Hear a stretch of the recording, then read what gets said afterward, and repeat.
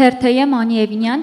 պարոն նախագահ, եթե մինչև խորհրդարանական ընտրությունները չհաջողվի վարչապետ Նիկոլ Փաշինյանին հեռացնել, արդեն ընտրություններից հետո ազգային ժողովում հավանական հնարավոր համարում եք կոալիցիոն համագործակցությամբ վարչապետի թեկնածու առաջադրելը, եւ եթե այդ թեկնածուն դուք կամ ձեր դաշինքի ներկայացուցիչը չլինեք, պատրաստ եք ցանկացած դեպքում կողմ քվեարկելու։ Շնորհակալություն։ Մի քիչ ավելի լայն ես այս հարցի պատասխանը կփորձեմ մեկնաբանել, շատ է խոսում կոնսոլիդացիայի մասին, չէ, ընդդիմադիր դաշտում։ Ընդհանրապես բառն է սխալ օգտագործվում։ Կոնսոլիդացիա նշանակում է միավորում։ Ոչ թե համագործակցություն, այլ միավորում։ Նշանակում է կառույցներն են իրար խառնում, միավորվում, միասնական կառույց ստեղծում։ Սա իրատեսական չի ուղղակի։ Սա իրատեսական չի։ Դրա համար նույնիսկ տերմինաբանության կիրառումը պետք է ճիշտ օգտագործել։ Համագործակցություն, այո, իհարկե։ Եվ ամբողջ նախընտրական շրջանում եւ անկասկած համագործակցություն խորհրդարանում այն ուժերի միջեւ, որոնք կանցնեն խորհրդարան։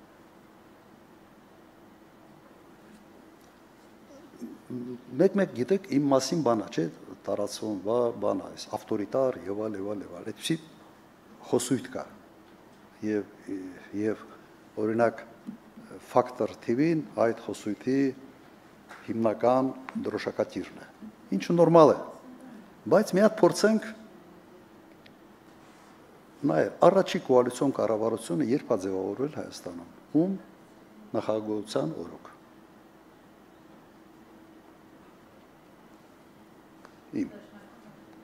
Չէ, սկզբից չի եղել կոալիցիա, բայց եղել են ոչ ֆորմալիզացված կոալիցիոն կառավարություն հենց սկզբից, երկու դաշնակցական նախարար էին եւ մեկ պատգամավորական խումբ կար անկախ պատգամավորների, այն ժամանակ կար մեծամասնականը եւ իրենք ունեին այ կառավարության անդամ ունեին։ Փաստացի կոալիցիան առաջի օրից գործում է հենց այն ժամանակ։ 2003 թվականին արդեն ֆորմալիզացվեց այդ կոալիցիան, փաստաթղթեր ստորագրելով։ Ասում են էլի ավտորիտար 98 թվական ով էր իմ մրցակիցը հիմնական ընտրությունների ժամանակ հիշում եք ես խեմ այդ հարց տալիս երիտասարդ եք շատ հավանական է որ չեք հիշում հաստատ Կարեն Դեմիրճյանը 98 թվականին 98 թվականին իմ հիմնական մրցակիցը եղել է Կարեն Դեմիրճյանը ինչ էր աշխատում Կարեն Դեմիրճյանը հիշում եք Ինքը եղել է հայ էլեկտրո գործարանի տնօրենը իր տղան Ստեփան Դեմիրճյանը եղել է պետական սեփականություն հանդիսացող Մարս գործարանի տնօրենը Կարեն Դեմիրճյանի շտաբի կեսը եղել են այսպես կոչված այն ժամանակ այդ տերմինաբանությունը կար կարմիր տնօրեններ то есть նախկին սովետական ժամանակ այդ գործարանների տարբեր տնօրենները, որոնց մեծ մասը սեփականաշնորհել են այդ գործարանները վաուչերներով 93, 4, 5 թվականներին։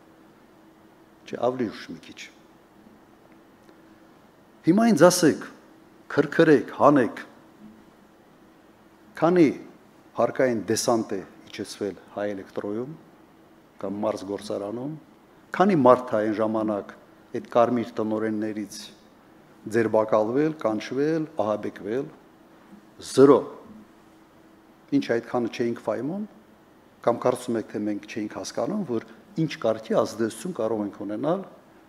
օրինակ գործարանի տնօրենի վրա որը վաուչերներով օրինակ սեփականաշնորհել է գործարան չենք արել եւ ընտրություններից հետո Ստեփան Դեմիրճյանը շարունակում էր աշխատել պետական սեփականություն հանդիսացող գործարանում։ Ստեղ մեկը Մոսկվայից եկել է մի բան ասել է շմիացնում, մի անգամից կալանավորվել է, որ ստեղ այդ կապ չունի։ Սամվել Կարապետյանը, բայց ես ձեզ շատ կոնկրետ օրինակներ եմ բերում։ Ավելին, այն ինչ որ չի արվել, հնարավորությունը կար, բայց չի արվել, հնարավորություն ա տվել Կարեն Դեմիրճյանի հետ համագործակցություն դուր ձևավորել, Վազգեն Սարգսյան, հիշում եք, Կարեն Դեմիրճյան միասին գնացել են խորհրդարանական ընտրություններ։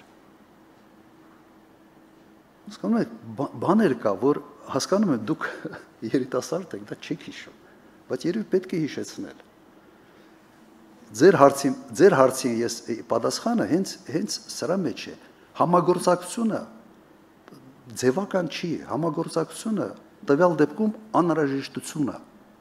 նաև ապագա խորհրդարանում։ Առանց դրան այսօրվա սոցիոլոգիան ցույց է տալիս, այս պահի սոցիոլոգիան, որ հնարավոր չի։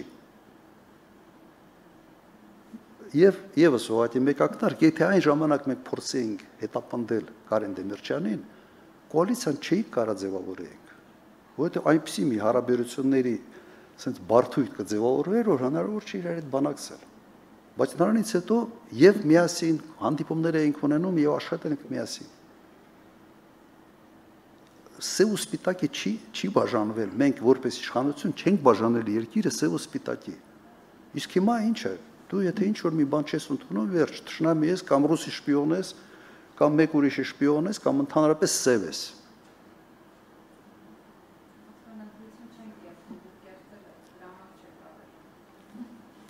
Դե հիմա ասում են, լավ, ասում են։ Լավ, նայեք, հիմա քանի որ ակնարկ եղավ, մի քիչ sense մտնեմ նաև սրա տակ։ Միակ նախագահն է, որը երկու անգամ ընտրվել է, երկու անգամ էլ երկու փուլով։ Կարող է թվերում սխալվեմ, բայց 98 թվականին ես հավաքել եմ առաջի փուլում 36%։ Կարեն Դեմիրճյանը, եթե չեմ սխալվում, 24%։ Կեղծով ենք, ինչ է։ Կեղծ ենք։ Այնքան ենք կեղծել, որ 36% ենք հավաքել, լավ ամոթ է, էլի։ Ու ամենից հետաքրքիրն է, որ այս իշխանությունը անընդհատ այդ տեզն է բանանում, էլի բրդում առաջ։ Եվ այդ տեզը շրջանառվում է, բանը ոնց որ sense ապրիորի ընդունում է, որ իհարկե կեղծել են։ Որը մեր թափը երիկել է 36%-ի չափ կեղծել, էլի, հա։ Երկրորդ անգամ 2003 թվականին 48 թե 49% եմ հավաքել առաջի փուլում։ Այդ 2%-ն էր, հա, այս բան խանգարողը։ Սենց պրոֆեսիոնալ կեղծողներ ենք, 2% չձգեցինք։ Լավ, այդ հեքիաթները թող գնան ուրիշ տեղեր պատմեն։ Ու իմ առաջարկը նաև դիմումը ձեզ այս սենց անհիմն այդ բաների տարածման ողջի չզբաղվել։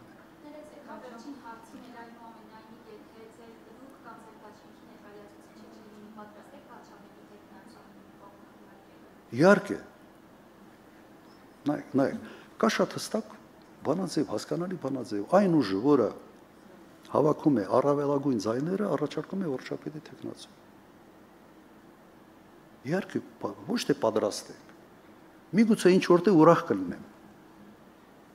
որովհետև այս ամենը ինչ կատարվեց Հայաստանի հետ, այս բեռի տակից Հայաստանը հանելը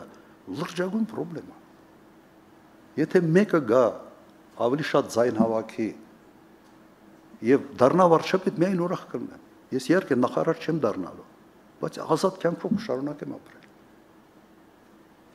Չէ, ձեր մոտ այնպեսի, այ զարմացած ինձ եք նայում, որտեղ մտածում եք, թե sense գիշերը չեմ փնում, ասում եմ, երբ է վարչապետ դառնալու։